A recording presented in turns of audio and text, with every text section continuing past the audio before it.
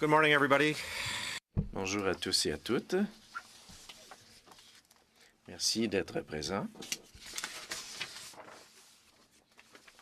J'espère que vous avez tous eu l'occasion de prendre connaissance du rapport que JR a préparé. C'est pour vous donner une idée, en gros, de ce que nous pouvons faire pendant les 24 séances qui nous restent d'ici la relâche du mois de juin. Il faut quand même préparer un peu nos travaux. On a demandé à ce que le ministre comparaisse. Nous avons le secrétaire parlementaire aujourd'hui. Il faudra s'organiser pour avoir une réunion sur notre budget. Donc, en fait, il nous reste plus ou moins 18 réunions pour faire une étude, recevoir des témoins d'ici la fin juin. Je pense que la session va se terminer autour du 20. Il faut se pencher sur la reddition de comptes financière et autres. Donc, on aura en tout à peu près 15 réunions.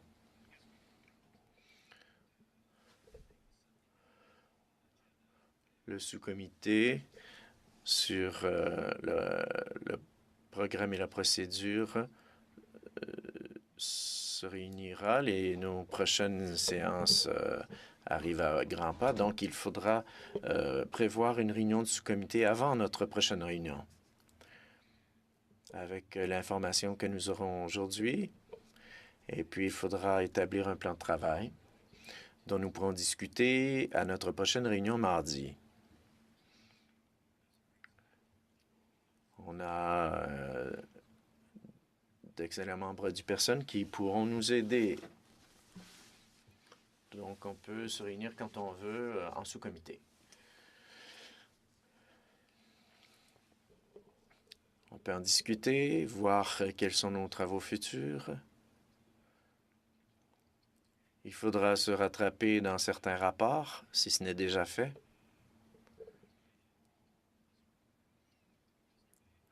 Et il y a aussi le rapport que nous avons obtenu hier. Il y a les recommandations de l'ancien comité. Il y a aussi la lettre du ministre. Donc, nous ouvrons... la parole est à vous. Donc, Monsieur le Président, j'aimerais savoir s'il y a des conflits éthiques, si on a des membres de notre famille qui sont membres de la GRC ou des forces canadiennes. On m'a demandé de poser cette question.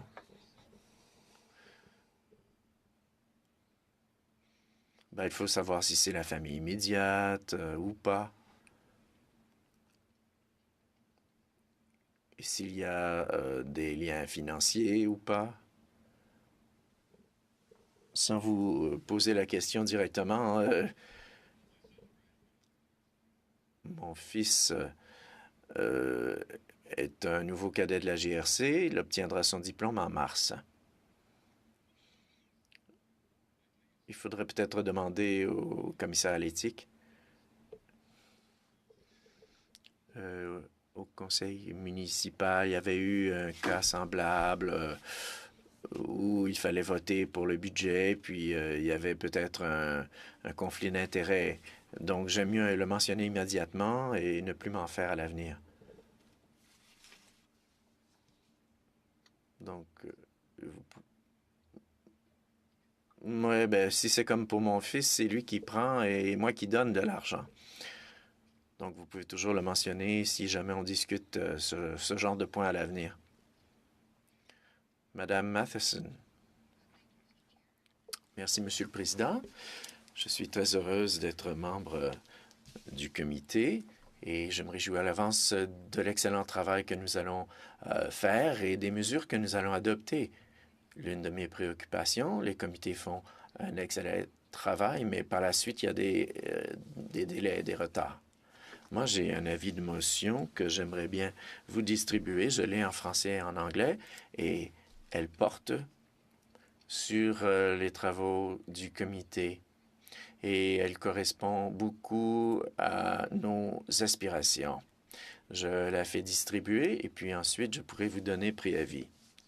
Merci de votre indulgence. Donc, c'est un avis de motion, un préavis de motion que vous déposerez à la prochaine réunion. Oui.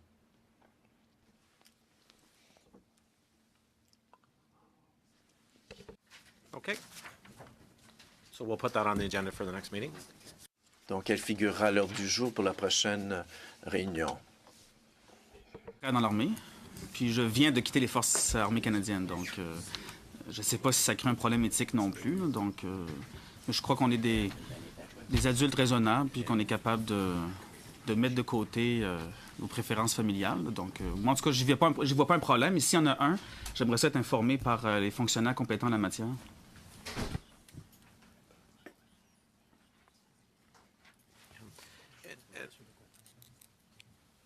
And I would think, again, there's been many veterans that have sat on this committee. Il y a de nombreux anciens combattants qui ont déjà siégé au comité et je ne pense pas que cela pose problème, à moins qu'il y ait un sujet bien précis qui puisse être problématique. Puis-je proposer que pour ce qui est de divulgation, on pourrait les faire au président, au comité, et je suppose que c'est les whips qui ont déjà décidé qui allait siéger, ont déjà vérifié cette information. Moi, j'ai 2 fils dans les forces canadiennes. Mais si jamais nous avions à voter, je peux toujours me récuser. Mais étant donné que nous l'avons déjà divulgué, je pense que ça va.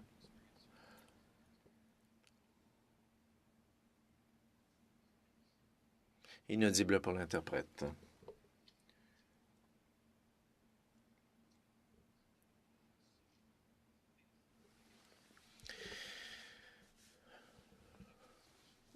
Donc, pouvons-nous tenir une discussion j'aimerais savoir un peu dans quelle voie, orientation voulez-vous diriger. Vous avez reçu le rapport hier, on peut en discuter un peu. Bon, on ne siège pas tous au sous-comité. Si on a une réunion préalable, on pourrait rapporter notre plan de travail à la prochaine réunion de mardi.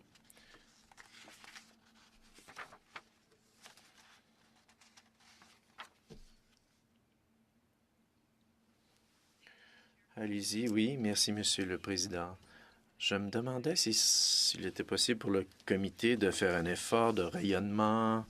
Nous avons pas mal de nouveaux membres et ce serait peut-être bien que nous puissions aller rencontrer les anciens combattants d'un bout à l'autre du pays. Il y avait des problèmes qui ont été soulevés lors de la législature précédente, mais je pense que ce serait bien de rencontrer les anciens combattants, de déterminer quelles sont leurs principales préoccupations, revenir et en discuter. Comme ça, on pourrait recommencer, remettre les pendules à l'heure. Je ne sais pas si vous avez pu obtenir l'information que je vous avais demandée, mais est-ce qu'on veut discuter en comité plénier ou en sous-comité?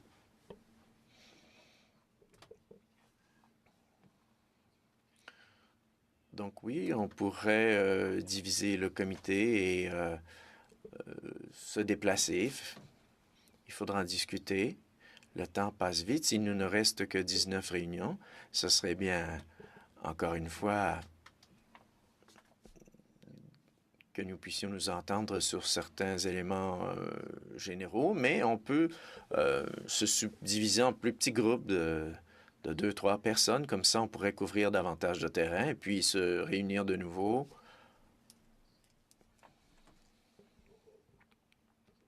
C'est une idée que je lance comme ça. Ou bien voulons-nous tous voyager en un seul groupe? J'ai reçu une information à l'effet que la Légion se réunit à Terre-Neuve du 9 au 12. Je ne sais pas si l'ensemble du groupe devrait être présent, mais je pense que ce serait bien que nous soyons représentés à cet événement. Oui, je pense que c'était 3000 ou 300 membres de la Légion qui allaient se rencontrer. Madame Wagatal et moi-même, nous avons déjà prévu être présents à cet événement. Si quelqu'un d'autre veut venir, pas de problème. Donc, alors, je suppose que nous serons tous là. Du 9 au 12 juin. C'est du samedi au mardi. On peut peut-être demander au greffier de nous apporter de l'information là-dessus à la prochaine réunion.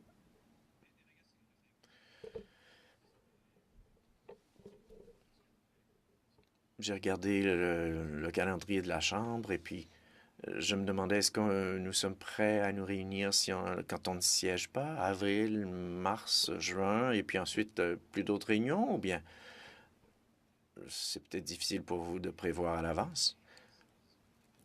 Le mois de mai sera très occupé. On siège pendant 3 semaines. Avril et mars, il y a des pauses pour Pâques et des relâches. Madame Matheson, oui, Monsieur le Président. Pour ce qui est des activités de rayonnement, oui, bien sûr, c'est important, mais bien souvent, ça prend beaucoup de temps, les déplacements. Et à moins qu'on ne veuille étudier quelque chose de bien précis, d'utile, il vaudrait peut-être mieux demander à Anciens combattants Canada, aux fonctionnaires qu'ils viennent nous donner de l'information et des séances d'information. Ça pourrait être très utile. Oui, merci, je suis d'accord, mais toutefois, j'aimerais que ce soit plus qu'un intervenant qui me transmet de l'information. La Légion, c'est un intervenant, elle ne représente pas tous les anciens combattants. Certains parmi les plus nouveaux ne sont même pas membres de la Légion. Je propose donc d'élargir la portée des consultations afin que nous puissions communiquer avec des gens qui ne passent pas forcément par anciens combattants, par exemple. Monsieur Kitchen, oui, je suis d'accord avec vous. Anciens combattants, oui, c'est bien. J'aimerais bien qu'ils viennent nous informer, mais j'aimerais aussi parler avec des gens qui ne font pas affaire avec un ancien combattant. Donc, si on peut leur proposer une façon de venir nous présenter leur point de vue, ce serait bien intéressant. Serait-ce trop demandé que d'ici à dimanche, vous nous transmettiez un courriel de groupe qui pourrait venir témoigner? On pourra en discuter ensuite au sous-comité mardi. Mais si on a une réunion lundi, on pourra en discuter à notre réunion plénière mardi. Ça vous convient? Donc, délai dimanche pour nous envoyer vos... On va envoyer un CC à tout le monde et puis ça devrait aller. Donc, envoyez ça au greffier, puis finalement, c'est lui qui va distribuer les courriels. Est-ce que vous voulez entrer...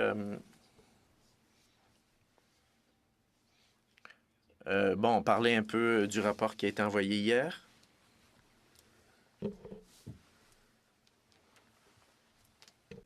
Chair, I just want to ask a question here about... J'ai une question à propos du processus que nous allons suivre. Aujourd'hui,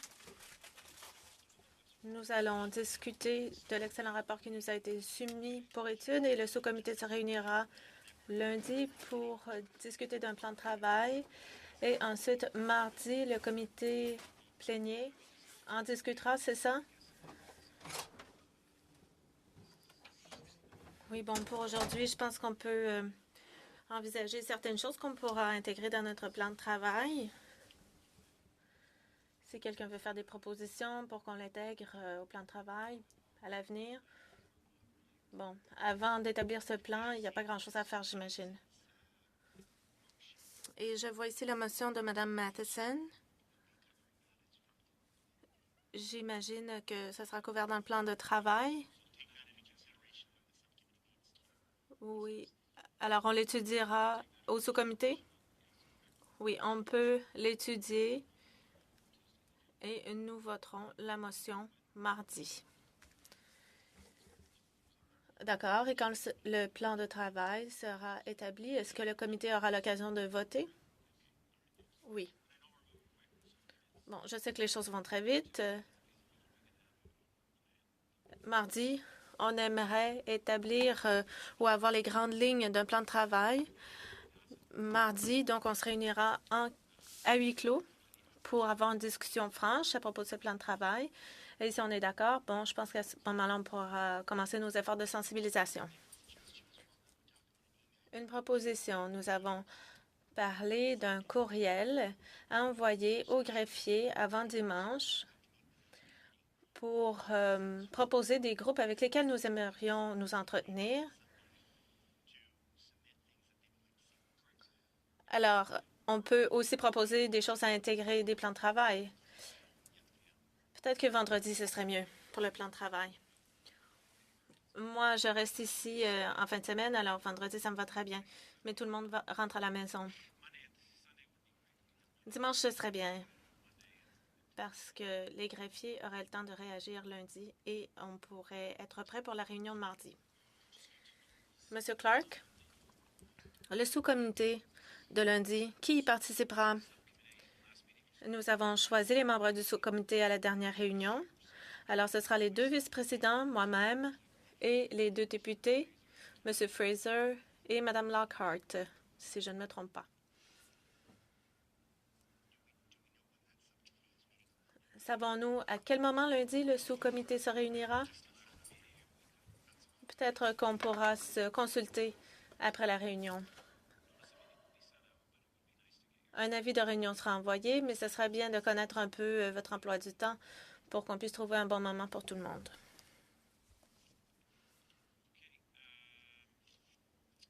Très bien. Je voulais soulever un autre point. Et il y a eu un courriel à propos de ceci il y a déjà un moment, et c'est à propos des décrets et des nominations. Alors, je ne sais pas si vous voulez en discuter aujourd'hui, si vous voulez poser des questions. Mais d'un point de vue de la procédure, bon, alors ça a été adopté, n'est-ce pas?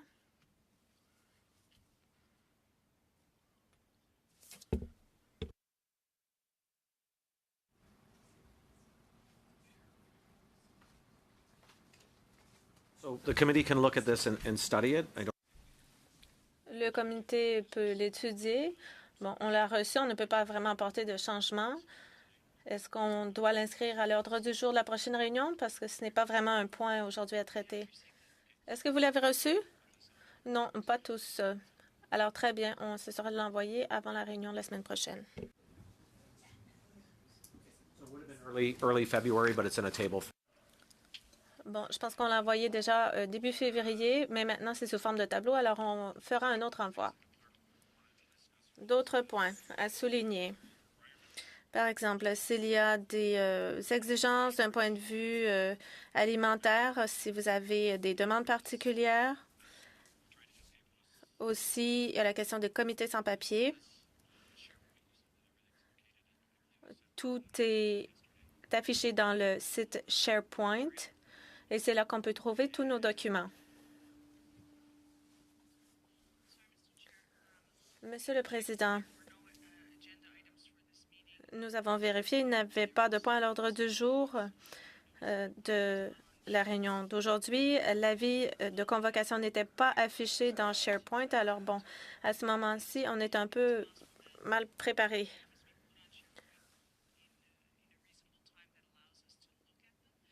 Ça devrait être affiché dans SharePoint, donc ces documents, dans un délai raisonnable pour qu'on ait le temps de les consulter.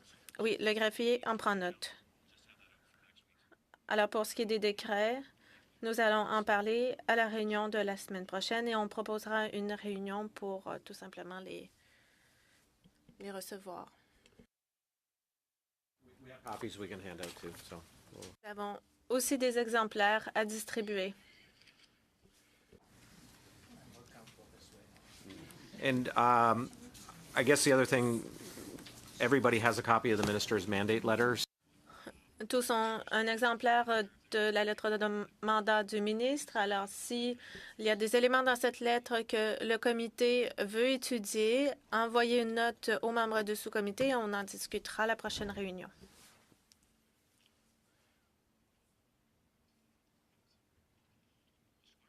Monsieur Clark? We have 3 days to decide on all the priority that we're going to study. 3 jours pour décider des priorités en matière d'études d'ici juin. Oui, bon, on a 3 jours pour soumettre des sujets. Ensuite, on en discutera à la prochaine réunion. Si on a besoin de plus de temps, on pourra en rediscuter plus tard. Eh bien, par exemple, si on rencontre certains groupes et qu'on remarque un problème qu'on n'avait pas remarqué avant, est-ce qu'on peut intégrer ça dans les études au fil du temps? Oui, la plupart du temps, oui. Est-ce qu'on contreviendrait à une règle en faisant ça? Je pense qu'on peut adopter une motion. Alors, lundi, on poursuivra pour déterminer les grandes lignes d'un plan de travail, n'est-ce pas? Oui. Très bien. Et lundi, si on peut établir un cadre de travail et qu'on peut se mettre d'accord, eh bien, on tiendra une autre réunion pour l'adopter. À moins d'avoir un plan, on ne peut pas continuer. Quelqu'un d'autre? Monsieur Kitchen. Nous avons parlé du document préparé pour nous. C'est un excellent document. Merci beaucoup. Certains d'entre nous sont tout à fait nouveaux. Je pense qu'il y a seulement une députée qui était là auparavant. Alors, on fera appel à votre expérience. Alors maintenant, nous avons ce document. Est-ce qu'on veut en discuter, en débattre? Voulez-vous entendre des commentaires? Si vous voulez, oui. Ça peut s'inscrire aussi dans l'élaboration du plan de travail. On a du temps aujourd'hui pour le faire. He's offered to present the 4 big pillars. On nous offre ici de présenter les grandes lignes, les 4 piliers.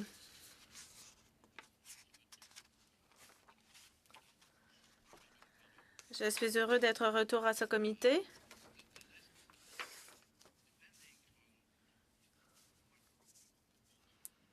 Alors, en fonction des groupes auxquels vous parlerez et à quelle partie prenante vous parlerez, vous verrez qu'il y a des questions qui reviennent souvent depuis 2006. Il y a plusieurs questions récurrentes. Un groupe d'intervenants, bon, il y a bien sûr le groupe de la Légion, il y a l'Ombudsman, dis-je, et d'autres groupes qui ont souligné 4 priorités clés.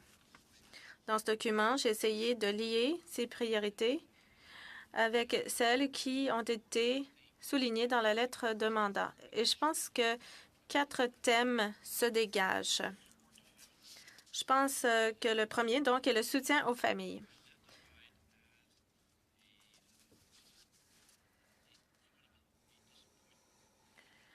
Ça fait l'objet de certaines déceptions. Avant que la nouvelle charte des vétérans entre en vigueur en 2006, un des piliers de cette nouvelle charte devait être le soutien aux familles. Et les résultats ont été plutôt décevants. Alors, depuis l'entrée en vigueur de cette nouvelle charte, en français, on dit des lacunes. Alors, on a souligné certaines lacunes à propos de cette charte. Par exemple, les conjoints-conjointes des anciens combattants ne peuvent pas avoir accès aux services par eux-mêmes. Ils doivent passer par l'ancien combattant. Alors, par exemple, si celui-ci souffre de problèmes de santé mentale, cet ancien combattant ne demandera pas nécessairement de l'aide. Alors, c'est difficile pour les conjoints et conjointes d'obtenir le soutien dont ils auraient besoin. Alors, ça, c'est un point clé qui a été souligné. Le soutien financier aux familles. Et on fait la comparaison avec la loi sur les pensions. Alors, la nouvelle charte des vétérans n'est pas avantageuse du point de vue des montants qui sont accordés. Alors, il y a eu des critiques à cet égard.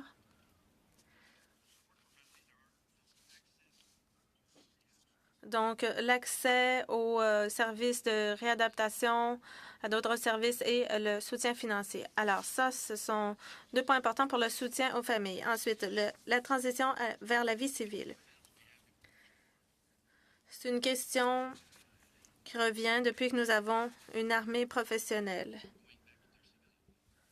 Avant d'entrer dans l'armée, les gens sont civils et ensuite ils sont civils à nouveau.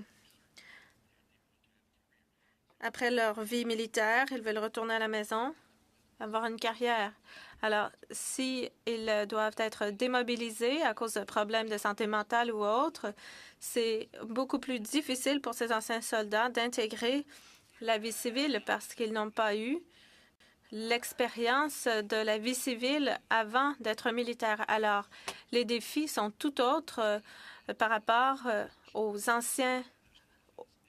combattants d'avant.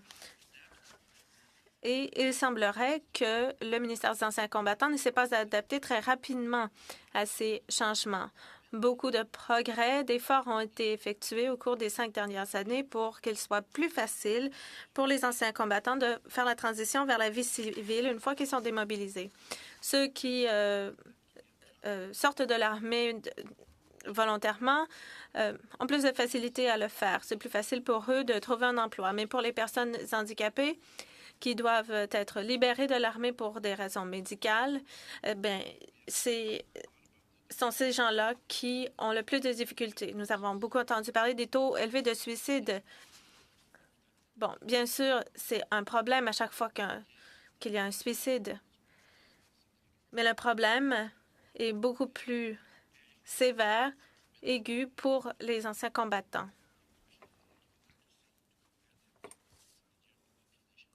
Bon, c'est toujours délicat de faire des comparaisons statistiques avec la population générale, mais dans les forces armées, en général, les statistiques sont comparables à la population en général. Mais pour les anciens combattants, c'est environ 50 plus élevé. Alors, bien sûr, il y a un problème dans les forces armées, mais le problème est beaucoup plus aigu pour les anciens combattants. Alors, c'est difficile parce qu'il n'y a pas de suivi systématique des anciens combattants après leur libération des forces armées. Excusez-moi. J'ai une question.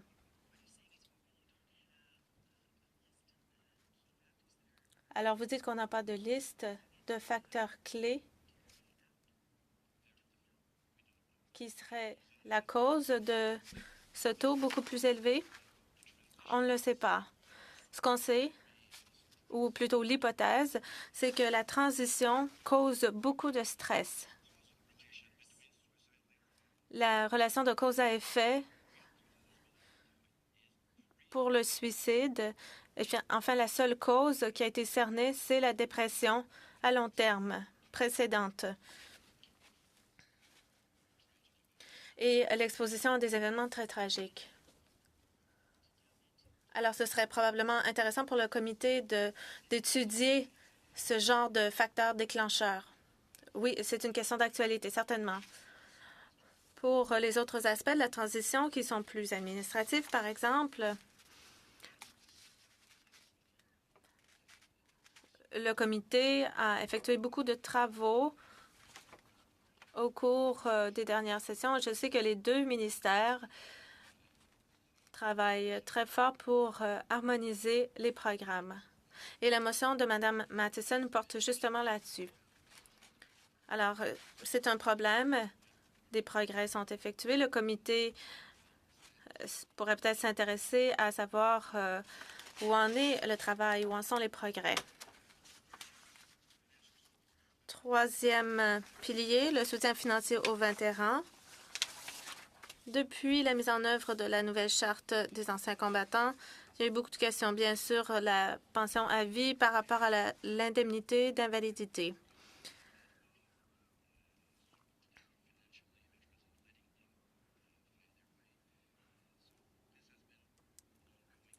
Il s'agit d'une question qui revient.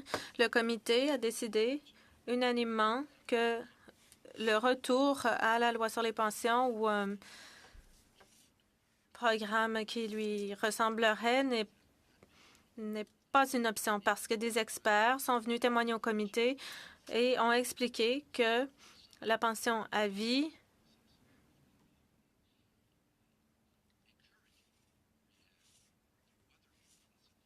n'est peut-être pas la meilleure façon d'encourager une réadaptation. Parce que le but, c'est de faire en sorte que les anciens militaires réintègrent le marché du travail. Il y a aussi certaines questions qui portent sur des prestations qui ont été introduites à la suite de la nouvelle charte des anciens combattants. L'indemnité d'invalidité n'est pas au même niveau que ce que préconiserait la Cour suprême. Nous savons qu'au Royaume-Uni, le plan est semblable, mais l'indemnité d'invalidité est 2 fois plus élevée. Il y a aussi un problème avec l'allocation pour déficience permanente. Celle-ci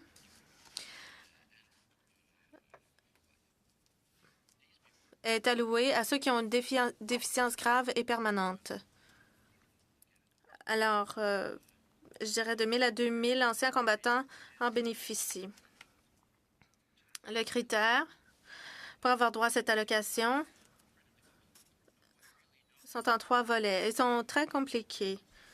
Personne ne sait vraiment comment on peut accéder à cette allocation, ce qui crée des frustrations parce qu'on ne sait pas si on a droit au 1er degré, 2e degré, 3e degré. Et maintenant, un supplément a été introduit. Les critères ne sont pas plus clairs que pour l'allocation en tant que telle. Alors, ça crée beaucoup de frustration. Le gouvernement fait des efforts pour ouvrir le processus, mais nous ne savons pas à l'heure actuelle si davantage d'anciens combattants ont pu profiter de cette allocation. Ça pourrait être un sujet d'étude. Pour l'allocation pour perte de revenus, je pense que c'est la question clé relative à la nouvelle charte des anciens combattants. Je pense que si l'allocation pour perte de revenus avait été fixée dès le départ, on ne parlerait pas autant de l'indemnité d'invalidité parce que l'allocation pour perte de revenus est fondée sur le plan d'assurance qui fournit 75 du revenu brut. Le 75 était lié au programme d'assurance offert par les forces armées.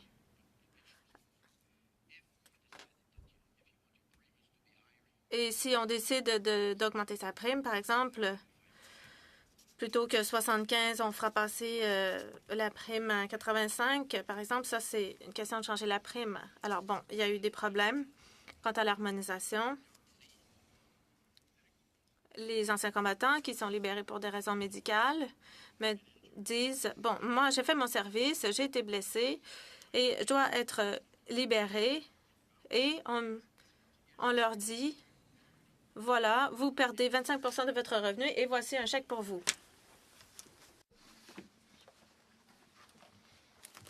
Donc, ils estiment qu'on les laisse tomber et qu'ils n'ont pas d'appui pour faciliter cette transition. Donc, cette allocation est accordée à tous les anciens combattants qui sont libérés pour des raisons médicales. Pendant 2 ans, ils vont recevoir cette allocation. Et après 2 ans, s'il s'agit d'une invalidité permanente et sévère, ils pourront en profiter jusqu'à l'âge de 65 ans. Après ça, on ne sait pas.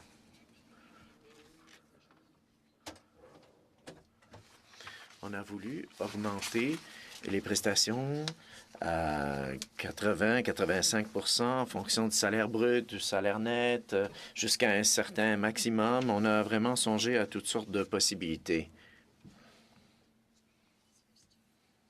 Donc, pendant ces 2 premières années, Est-ce que la personne est toujours membre des forces? Elle est déjà libérée des forces. Sinon, à ce moment-là, elle a droit au régime d'assurance revenu militaire, le RARM. S'il s'agit d'une invalidité permanente. Sinon, ils ont droit à 75 de leur revenu jusqu'à l'âge de 65 ans.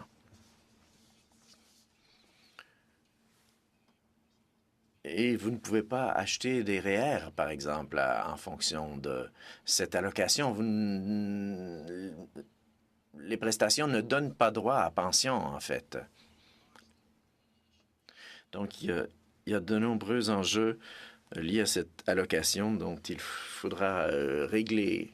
Donc, il y a l'appui pour les familles, la transition à la vie civile, les avantages financiers. Et puis ensuite, on parle de la prestation des services. Ancien combattant Canada a entamé un processus de réorganisation fondamentale et totale qui a été commencé il y a 10 ans, mais accéléré au cours des 5 ou 6 dernières années. Donc, le système se redéfinit lui-même. L'ancien hôpital, qui était géré par les anciens combattants, a été transféré à la province de Québec. Il y avait 800 employés il y a 800 employés qui quitteront anciens combattants pour devenir des employés provinciaux. Donc, le nombre d'employés de ce ministère diminue au cours des 5 dernières années, a diminué. Et les anciens combattants plus âgés, bien sûr, sont de moins en moins nombreux.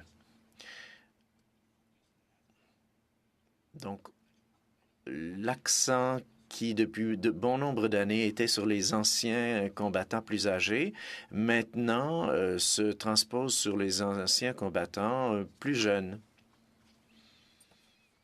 Et ça a lancé une nouvelle réorganisation. Le ministère a un plan à long terme. Si vous voulez vous y pencher, vous pourriez voir comment s'oriente le ministère à cet égard. Monsieur Kitchen. Oui, merci beaucoup pour ces explications. C'est très utile de voir de quoi il s'agit. J'ai 4 questions. Vous avez parlé de l'appui aux familles, du soutien aux familles. Bon, comment définit-on famille? S'agit-il de moi-même, de ma conjointe, de mes enfants? Ou bien si je suis un ancien combattant plus âgé, je n'ai plus d'enfants à charge? Est-ce que ce sont des enfants jusqu'à l'âge de 25 ans? Qu'en est-il des parents? Comment font-ils pour accéder aux services? Et quand je dis accéder aux services, je me demande si, bon, on peut dire mon fils ou ma fille a des problèmes, comment puis-je l'aider? Ou bien si je demande de l'aide pour moi-même, parce que j'ai des problèmes étant donné que ma fille a des problèmes. La définition a fait partie de discussions en comité. Il y en a qui voulaient une définition très, très vaste et d'autres plus restreinte. À la page 1 du document, dans les recommandations, vous verrez que c'est un résumé, c'est-à-dire d'offrir des services de réadaptation aux conjoints. Donc, services de réadaptation, accès à du counseling psychologique aux parents et aux enfants. Donc, ça, c'est une définition plus vaste.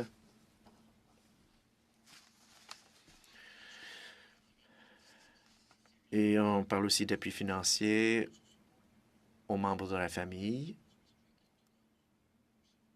Et ça, c'est limité aux anciens combattants qui ont été sévèrement ou sérieusement blessés.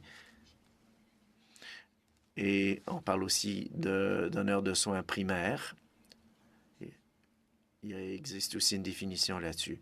Donc, on a déjà réfléchi à la définition de la famille. Tout dépend des services offerts. À ce moment-là, la définition de la famille varie.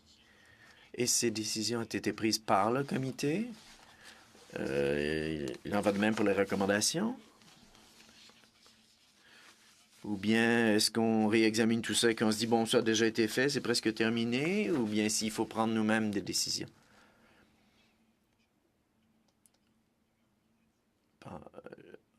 Au terme du rapport de juin 2014, le gouvernement avait dit qu'il mettra en œuvre les recommandations, toutes les recommandations. Le gouvernement était d'accord avec les recommandations présentées. Bien sûr, on peut revoir tout ce qui se fait ou tout ce qui a été dit. Mais il y a beaucoup de travail contextuel qui a été fait. Prochaine question. Vous avez parlé des problèmes de suicide et de santé mentale. Est-ce qu'on a parlé d'exposition à des produits chimiques ou à d'autres types de problèmes? Oui, quand on parle d'exposition aux produits chimiques, il n'y a pas eu de rapport là-dessus. Pour ce qui est de la santé mentale et des problèmes de suicide, il n'y a pas eu de rapport précis là-dessus.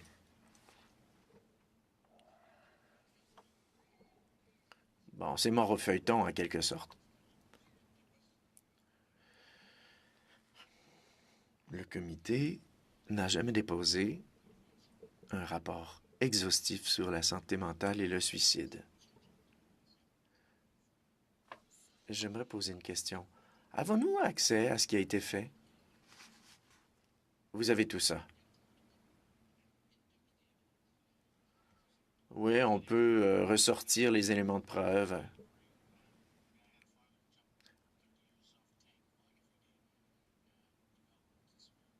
Moi, mon père sautait en bas d'un tank d'un char d'assaut tous les jours pendant un bon nombre d'années. Maintenant, il éprouve des problèmes. Oui, quand on songe à l'invalidité ou à un handicap, le ministère ne fait pas distinction entre un problème physique ou un problème mental.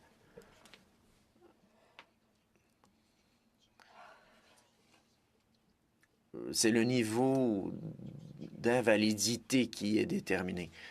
Donc, on ne tient pas compte uniquement d'un problème de santé, mais de la santé dans son ensemble. Oui, mais la santé mentale, c'était problématique. Enfin, c'était soulevé dans les médias. C'est un domaine où le ministère devait se moderniser. Et il y a eu davantage de discussions au cours des dernières années, mais jamais de rapport. Bon, j'ai deux dernières questions rapidement. L'établissement des coûts.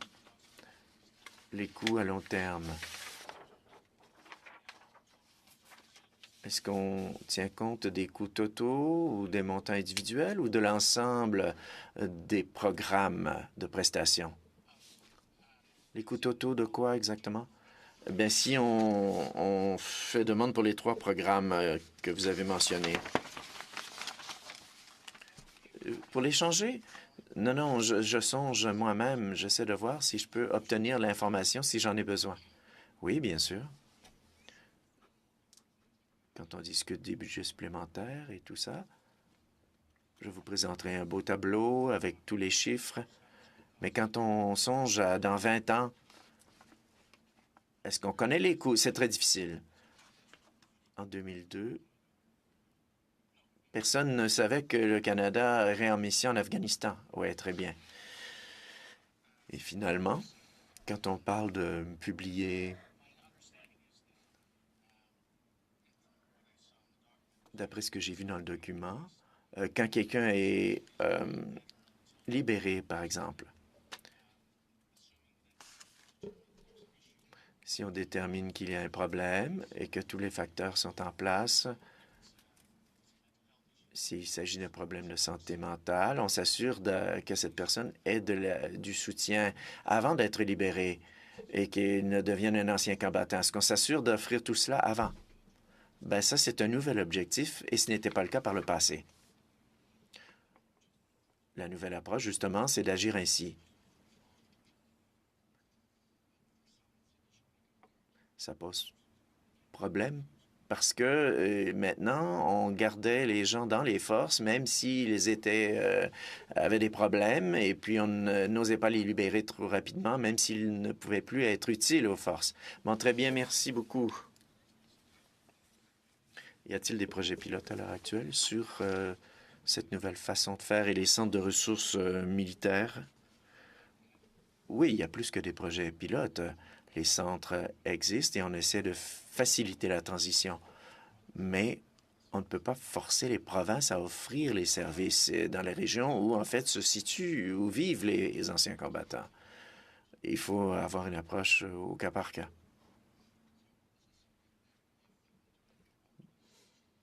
Donc, si vous voulez faire une activité de rayonnement dans vos déplacements, et vous pourriez soulever cette question. Madame Wagendale, avons-nous une liste des installations qui existent dans les diverses provinces ou bien si on ne participe pas à ce niveau-là? Parce que ce sont les provinces qui offrent les services. Oui, oui, c'est exact. Et il n'y en a pas suffisamment? Oui, mais il y a beaucoup d'ententes entre le gouvernement fédéral et les provinces pour la prestation de services. Il y a des cliniques de santé mentale financées par le gouvernement fédéral qui existent dans des institutions provinciales. Les soins à long terme, par exemple, cela a fait l'objet de négociations entre les provinces et le gouvernement fédéral. Il y a des endroits où il y a des lits réservés dans des établissements provinciaux. Ailleurs, c'est dans des établissements communautaires. Donc, le gouvernement fédéral paie pour les anciens combattants qui se retrouvent dans ces établissements. Il y a toutes sortes d'accords. Et les provinces et le gouvernement fédéral négocient. On en a peut-être parlé plus tôt, mais les 3 rapports de la 41e législature, est-ce que nous en aurons, ils nous seront distribués? Oui, c'est important pour nous de comprendre ce qui a été fait. Il y a eu des études approfondies et toute une série de recommandations qui ont été faites. Et puis, bon, vous en avez fait un bon résumé, mais je veux m'assurer que on va s'assurer de mettre en œuvre ces recommandations. Et peut-être mettre en lumière les éléments qui n'ont pas fait l'objet de recommandations, comme les suicides, la santé mentale. Ça, ce serait utile.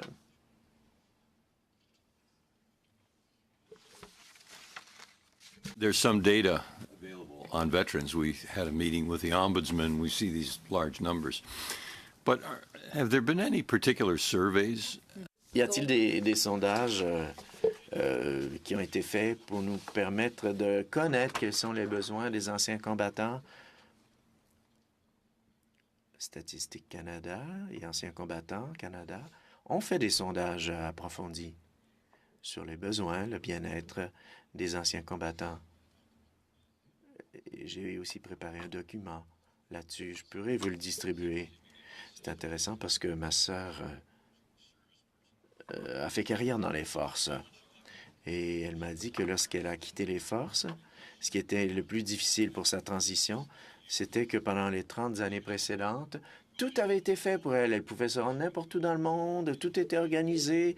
Mais dès qu'elle a quitté les forces, plus rien. Donc, je ne suis pas certain si ce type d'information peut être retrouvé dans un sondage fait par Statistique Canada. Donc, comment peut-on avoir une idée des données nécessaires? Oui, il y a un rapport de comité qui a été fait en 2013-2014 et qui contient beaucoup de témoignages qui mettront tout ça en lumière. Donc, d'ici la fin de semaine, vous pouvez nous transmettre ces rapports? Oui, demain.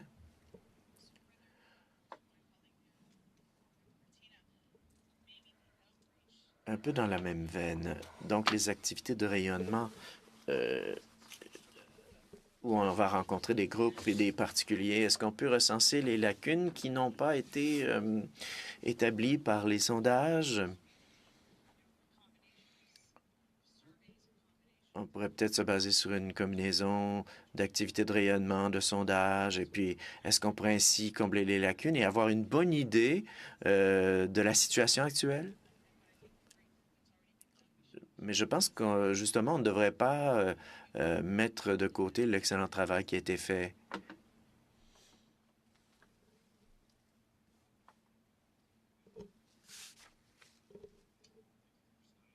Bon, s'il n'y a plus de questions. Oui?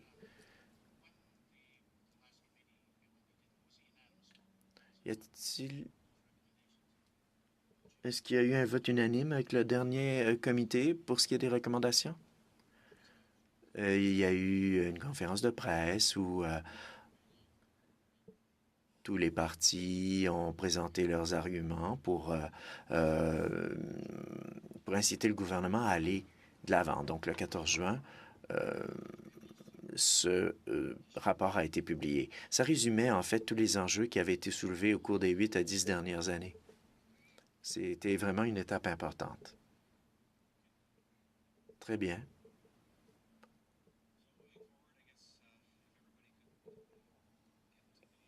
Donc, transmettez vos demandes d'information sur le plan de travail d'ici dimanche, au greffier d'ici dimanche.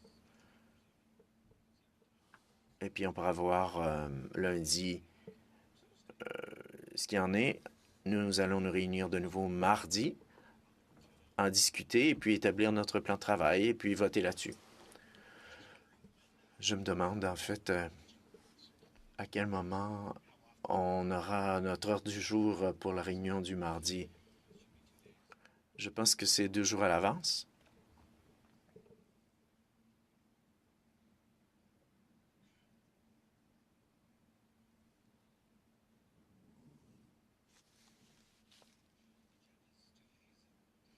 Oui, les agendas qui sont un peu plus controversés, 2 jours. Et les autres 24 heures. Oui, c'est toujours dans le plus rapidement possible. D'habitude, c'est 48 heures à l'avance, mais il faut faire preuve de souplesse et puis on pourra régler ça mardi. Sinon, on terminera jeudi. Bon, sur ce, j'ai besoin d'une motion pour lever la séance. Monsieur Fraser? Adopté. Il y a des sandwichs et quelque chose à boire à l'arrière de la salle.